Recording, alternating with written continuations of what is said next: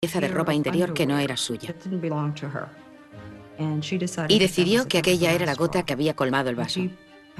Hizo las maletas y regresó a Atlanta. Lita estaba por fin dispuesta a librarse de Jim Sullivan. En agosto de 1985, tras haber firmado el contrato de compra de una casa de $400.000 en Buckhead, Lita presentó la demanda de divorcio. En otoño de 1985, Lita Sullivan había regresado a Buckhead.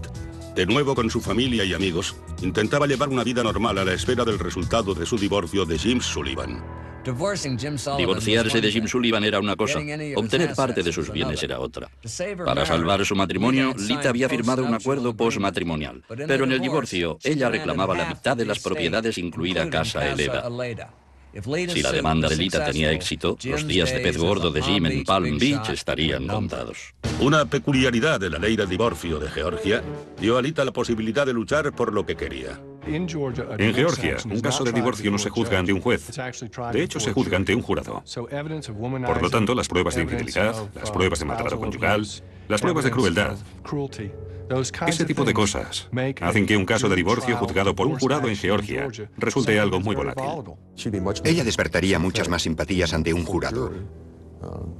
Una persona de la alta sociedad, una mujer negra joven, aquí, en Atlanta, ante un jurado predominantemente negro, creo que seguramente le habría ido muy bien. Lita, la que antes había sido un activo, ahora era un obstáculo, y Jim sabía cómo eludir los obstáculos. Si el acuerdo se mantenía, él se libraría de pagar. Por otra parte, si no se mantenía, ella tendría derecho a la mitad de sus bienes, lo que calculo en unos $4 millones.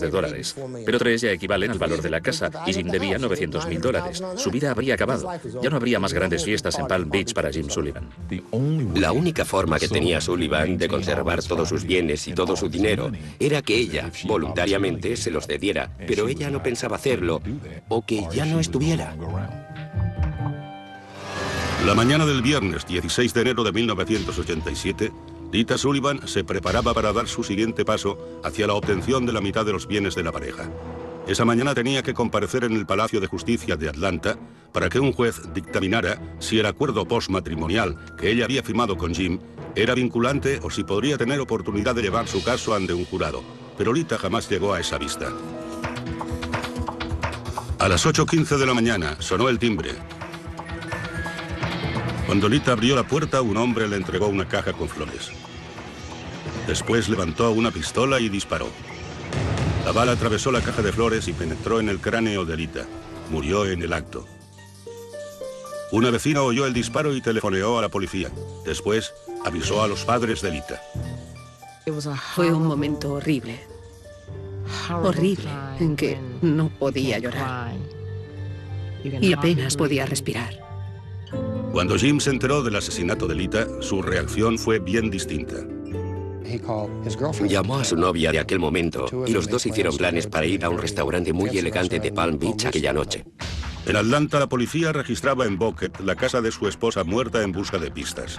En el vestíbulo encontraron una caja de rosas de color rosa y una bala de 9 milímetros que no había dado en el blanco.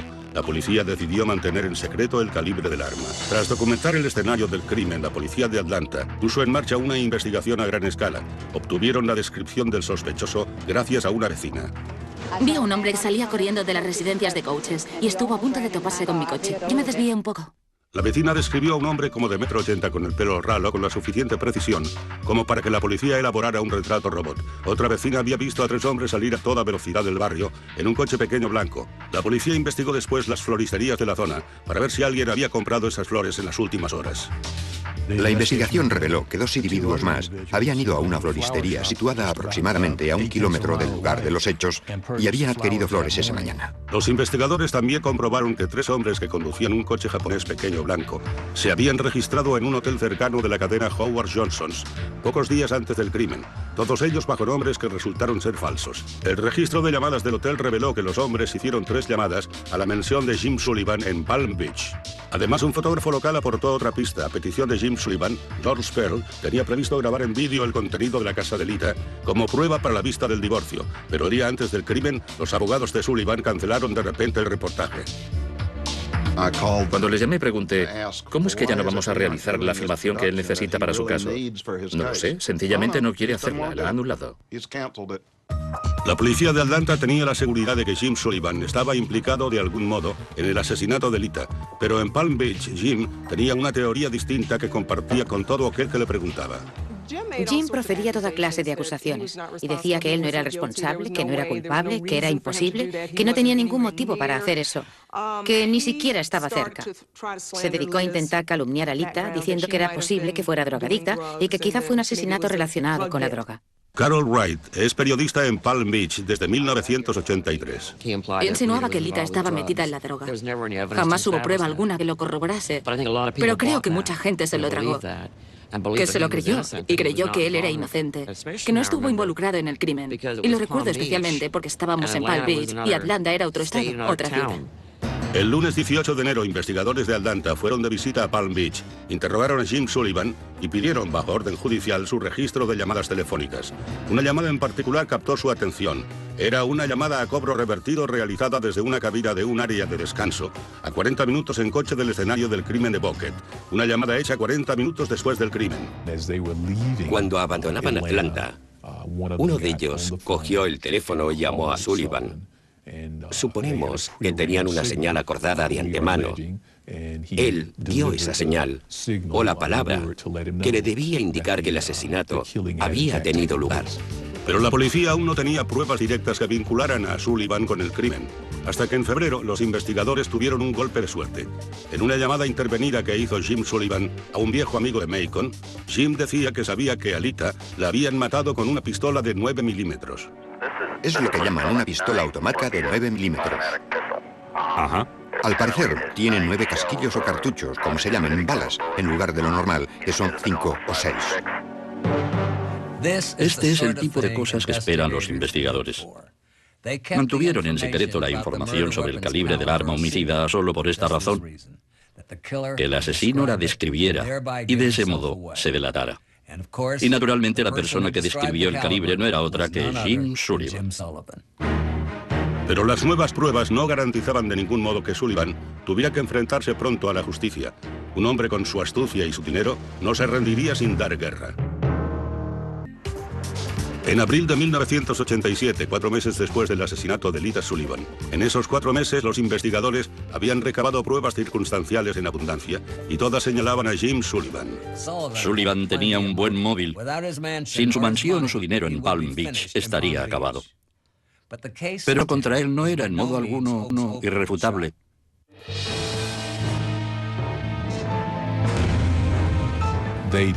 No tenían las identidades de ninguna de las personas que participaron en el asesinato. Contaban con cierta información relativa a las llamadas telefónicas y algunos testigos habían llevado a cabo identificaciones, pero nada era sustancial. Es decir, que sencillamente no había pruebas suficientes. A falta de más pruebas directas, una identificación concluyente de los asesinos o pruebas de que Jim pagó por el crimen, el fiscal del distrito consideraba que las acusaciones no se sostendrían en un tribunal y decidió no presentar cargos. De momento, el misterio sobre quién había matado a Lita Sullivan continuaría oficialmente sin resolución. Cuando el fiscal del distrito no presentó cargos, me pareció increíble. Me sentí muy disgustada. Pensé: caray, el dinero te puede conseguir muchas cosas. Jim Sullivan continuó su implacable ascenso social en Palm Beach. Solo 8 meses después del asesinato de Lita, Jim volvió a casarse. Se enamoró de una mujer llamada Saki Hayukani, y eso le supuso una gran ventaja. Era exótica, asiática. Creo que antes había estado casada 3 veces. Con Saki del brazo, Jim lanzó un ataque en toda regla a la escena social de Palm Beach, y esta vez logró el éxito. Gracias a ciertas contribuciones oportunas a campañas, Jim consiguió ser propuesto para jefe de la Junta de Preservación Histórica de Palm Beach. Es una comisión muy importante, porque Palm Beach se toma muy en serio sus lugares emblemáticos, y él se creó una buena reputación a este respecto, una reputación merecida. Eso le dio mucho caché. Si estás en ese comité, Cualquiera que desee realizar alguna renovación o cambio importante en su hogar tiene que obtener tu aprobación. Tras muchos años de esfuerzos, el sueño de Jim Sullivan por fin se había hecho realidad. Estaba dentro y disfrutaba al máximo de su elevada posición dentro del rígido sistema de castas de Palm Beach. Era una presencia constante en los restaurantes más elegantes de Palm Beach y figuraba en sus listas de clientes más exclusivos. Era una persona muy pretenciosa, una persona que se daba importancia. Se dedicaba a dar vueltas por la ciudad en su Mercedes o su Bentley, dándoselas de pez gordo. Lo irónico del caso es que sería algo muy pequeño lo que llevaría al pez gordo ante la justicia. En 1990 lo pararon por conducir con un permiso caducado. El arresto desencadenó una serie de acontecimientos que a la larga llevarían a Jim ante un tribunal. Y no solo un tribunal de tráfico, un tribunal federal. Lo único que tenía que hacer era enviar un cheque, creo que era de $25 o $50, y no habría llegado a suceder nada. Pero en lugar de eso, él acudió al tribunal y envió a su esposa Saki al tribunal de tráfico a testificar que el policía había cometido un error y que en realidad era ella la que conducía el coche. La táctica de Sullivan le salió por la culata y un airado juez de Palm Beach hizo caer sobre él el peso de la ley.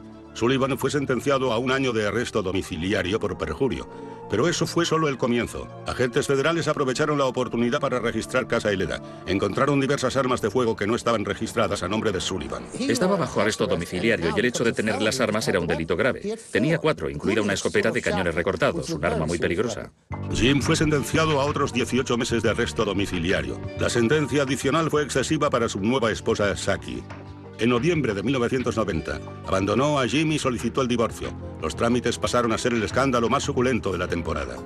El divorcio de Saki mostró su vena más cruel. Más que un divorcio, fue todo un espectáculo que captó toda la atención de los medios. Él se tomó muchas molestias, reuniendo toda la ropa y pertenencias de Saki para demostrar que era una compradora extravagante. Y además lucía siempre esa media sonrisa arrogante, como diciendo, ¿no me vais a pillar? Quizá lo intentéis, pero no me vais a pillar. Pero Saki no era Lita. Jim Sullivan subestimó totalmente el valor de la experiencia acumulada por su esposa en los tribunales gracias a sus 3 divorcios. Durante el juicio, Suki presentó una alegación que sacudió el Palacio de Justicia de Palm Beach. Dijo que aquella noche, tras regresar del tribunal de tráfico, él le explicó por qué le hizo testificar que era ella quien conducía el coche. Era porque temía que descubrieran, primero, que conducía con un permiso de Florida anulado, ya que había recibido varias multas por exceso de velocidad. Y eso llevó después a todo lo demás. Le confesó que había contratado a un asesino a sueldo. El impactante testimonio de Saki en el juzgado de divorcios fue exactamente lo que los fiscales federales de Atlanta estaban esperando. En enero de 1992, agentes federales arrestaron a Jim Sullivan en Palm Beach y lo trasladaron a Atlanta. Puede que Jim fuera demasiado tacaño para pagar una multa de tráfico, pero no reparó en gastos a la hora de intentar evitar su ingreso en una prisión federal. A ese fin contrató a un equipo de destacados abogados, incluido Don Samuel. Fue trasladado de Florida a Atlanta e ingresó en la prisión federal de Atlanta y yo le conocí allí. Aquellas fueron obviamente extrañas reuniones. El señor Sullivan, que había pasado de una mansión de $3 millones a una celda en la penitenciaría federal de Atlanta, estaba tremendamente angustiado, pero declaraba categóricamente su inocencia en todo momento. La acusación federal contra Jim era de comercio interestatal para facilitar un asesinato a sueldo.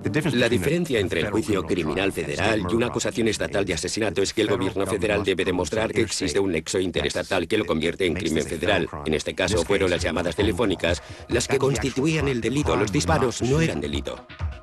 Un veredicto de culpabilidad en el caso federal supondría cadena perpetua y una multa de $1.250.000. El juicio de Jim Sullivan comenzó en junio de 1992. Si le asustaba la posibilidad de cumplir cadena perpetua, no lo demostró. Creo que por fin hay una oportunidad de que salga a la luz la verdad en las próximas 2 o 3 semanas. La testigo estrella de la acusación era la exesposa de Jim, Saki. En el estrado volvió a relatar su versión de la confesión de Jim. Saki contó que Sullivan puso la radio a todo volumen para que si había algún aparato grabando no quedara constancia. Y le dijo que había hecho asesinar a Lita.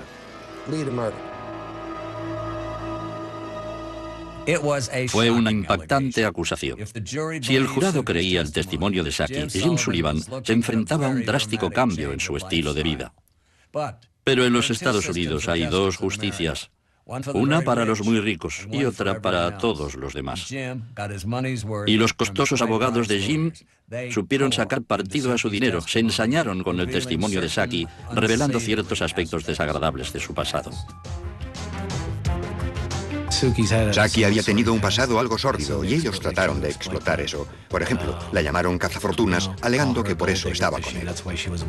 Nuestra postura en el juicio fue que el testimonio de Saki contra Jim Sullivan estaba motivado por intereses económicos, que ella creía que si Jim Sullivan era encarcelado, ella podría obtener más dinero de él en las negociaciones del divorcio. Con la credibilidad de Saki como testigo en tela de juicio, los fiscales del gobierno depositaron su fe en el registro de llamadas que relacionó a Jim con los 3 hombres misteriosos. Pero había un problema. Lo que el gobierno no pudo hacer, y eso era vital, fue demostrar el contenido de las llamadas telefónicas. Y en un caso federal la pregunta no era, ¿organizó Jim Sullivan el asesinato de su esposa? Sino, ¿estaban esas llamadas telefónicas relacionadas con el asesinato? Eso era lo que lo convertía en un crimen federal. Dado que el gobierno no pudo demostrar el contenido de las llamadas, el potente equipo de la defensa de Jim solicitó al juez Marvin Shoup que desestimara el caso. La suerte de Jim Sullivan pendía de un hilo.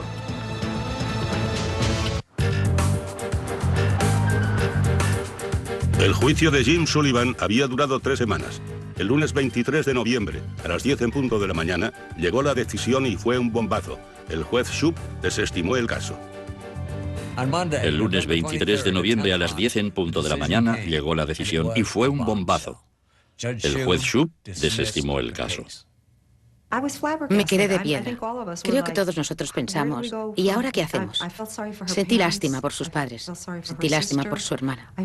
Me sentí mal y eso me hizo odiar. Esa es una palabra terrible. Me hizo realmente preguntarme, ¿dónde está la justicia? Sencillamente no lo entendía. Entre el público se oyeron respingos. No sé, sentí tanta pena por la familia, por sus padres, porque creo que estaban convencidos de que se iba a llegar hasta el final. Bueno, todo el mundo lo creía, y hay que tener presente que hasta el mismo juez dijo, muy a pesar mío, tengo que desestimar el caso. La pregunta clave era qué se dijo en esas conversaciones telefónicas. El gobierno solo podía especular y la especulación nunca es suficiente para enviar a un hombre a la cárcel. Jim Sullivan reivindicaba su absoluta inocencia. No tuve nada que ver con la muerte de Lita. Su muerte fue una gran tragedia. Y gracias a Dios y a mis abogados, este calvario ha terminado. Pero el calvario de Jim estaba lejos de haberse acabado. Cuando regresó a Palm Beach, enseguida descubrió que la ciudad era mucho menos comprensiva que el juez federal. Ya no era bienvenido allí. Incluso durante un tiempo después del asesinato y antes del enjuiciamiento, tuvo muchos partidarios en la ciudad que decían que la gente era demasiado dura con él. Sobre todo los periódicos. Decían, ¿por qué son tan duros con él? Es una buena persona, está en la Comisión de Monumentos Emblemáticos. Para cuando se llevó a cabo el juicio en Atlanta, renunció. Se le pidió que renunciara. Se le condenó prácticamente al ostracismo. La gente, tanto si se lo decía a la cara como si no, no le quería en los mismos círculos en los que estuvo antes. La época de Jim en Palm Beach había terminado. Se marchó en cuanto el caso de Atlanta hubo concluido. Puso la casa en venta, la vendió bastante deprisa y se fue. Su siguiente residencia distaba mucho de la casa heredada. Era un rancho suburbano en la no terriblemente glamurosa ciudad de Boynton Beach. Todo aquello por lo que Jim había trabajado y quizá incluso matado se le escapaba. Había perdido su hogar y su codiciado puesto en la Junta de Preservación. Lo único que le quedaba era su dinero, e incluso eso se vería pronto atacado. En 1994 los McClinton presentaron una querella civil contra Jim Sullivan en Florida. La acusación era imprudencia con resultado de muerte. Era la segunda mejor opción que tuvimos que seguir. Un juicio civil. Si no podíamos atraparle de una forma, intentaríamos hacerlo de otra. La motivación que tuvieron el señor y la señora McClinton para decantarse por ese litigio nunca fue la de obtener los bienes de Jim Sullivan. Querían que a Jim Sullivan se le declarara responsable. Pero Jim era un objetivo más difícil que nunca. Antes del juicio, Jim tenía excelentes abogados, pero justo 2 días antes del inicio del proceso los despidió. Dijo al tribunal que estaba arruinado y que se representaría a sí mismo. Creo que la estrategia del señor Sullivan era que si se enfrentaba en un juicio a 2 abogados, el jurado podía apiadarse de él y quizá concederle el beneficio de la duda. y lo único que podía perder en un juicio civil era dinero. Y solo porque se esté viviendo un divorcio, el simple hecho de que me estuviera divorciando de Saki o de Rita no significaba que quedaran anulados los sentimientos que me inspiraba una mujer con la que había estado casado, solo y únicamente porque la amaba. Ella se estaba divorciando de mí porque nos habíamos distanciado y teníamos problemas. Pero eso no anulaba los sentimientos. Para los McClinton, la parte más difícil del juicio fue su momento en el estrado de los testigos. Fue horrible ser interrogado por el asesino de mi hija. No creo que nadie pude imaginar lo que es eso. Estar allí sabiendo lo que ha hecho. Esta vez el sistema no los defraudó, al menos no al principio. En febrero de 1994, el jurado de Florida otorgó $4 millones por daños y perjuicios a los McClinton. Sentí alivio. Era una vindicación. Pero su satisfacción fue breve. Jim presentó apelación al Tribunal Supremo contra la decisión y fue rechazada en base a un tecnicismo. Según el sistema de justicia criminal, el Estado tiene la vida de una persona para juzgar un asesinato. No existe estatuto de limitaciones. Según el sistema de justicia civil, la persona que ha sido víctima o su familia tienen un periodo de tiempo de 2 años. El tema clave en la apelación era el estatuto de limitaciones.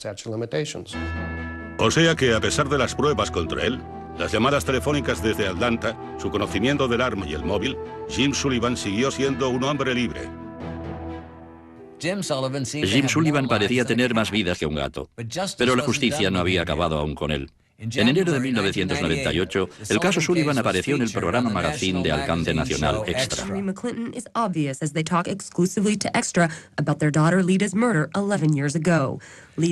Poco después, las autoridades recibieron una asombrosa llamada telefónica. Alguien en otro estado vio el reportaje. Recordó especialmente la parte de la historia que tenía que ver con la entrega de una rosa dentro de una caja de flores en la puerta de la señora Sullivan.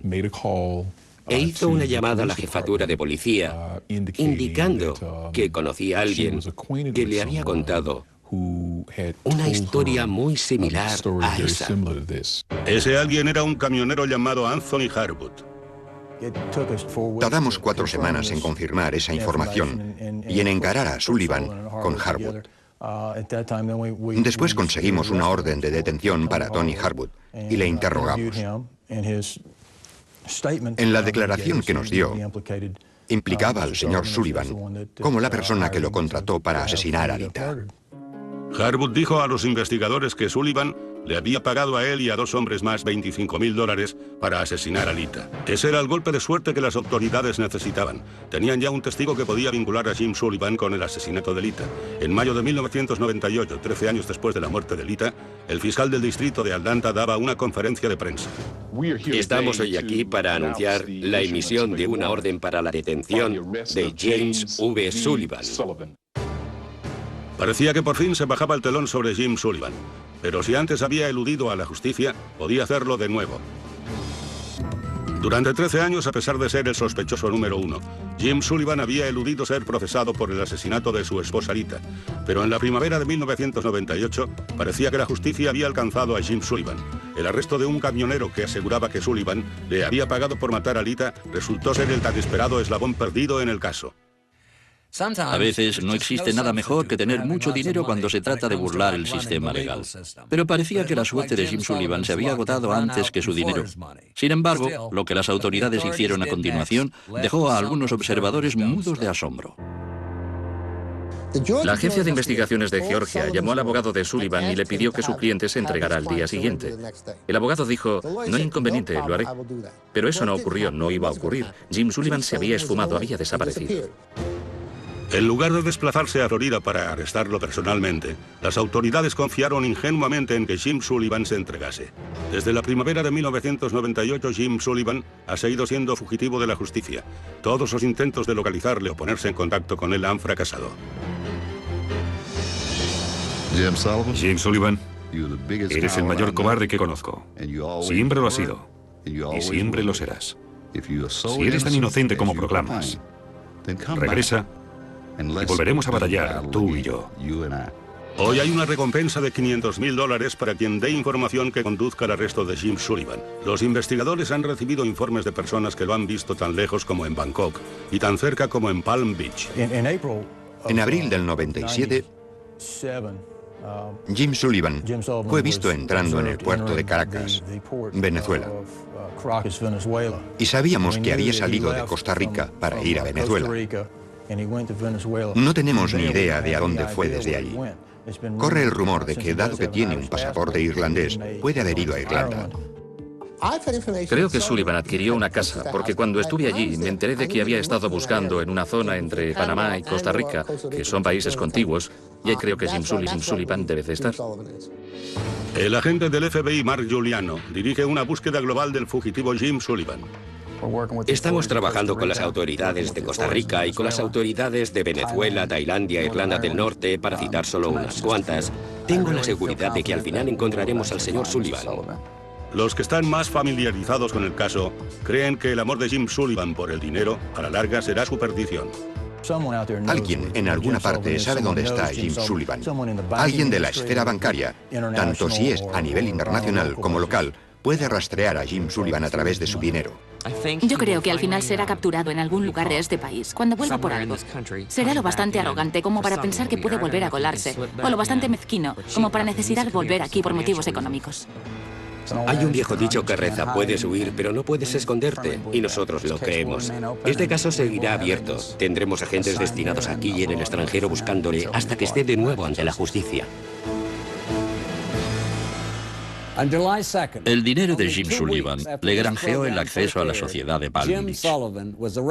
Y hasta el momento le ha granjeado la libertad en alguna tierra lejana. Pero yo no quisiera ser Jim Sullivan. No quisiera tener la vida que él tiene, porque sabe que en algún momento, a lo largo del camino, lo van a atrapar. Soy Dominic Dunne para la televisión judicial.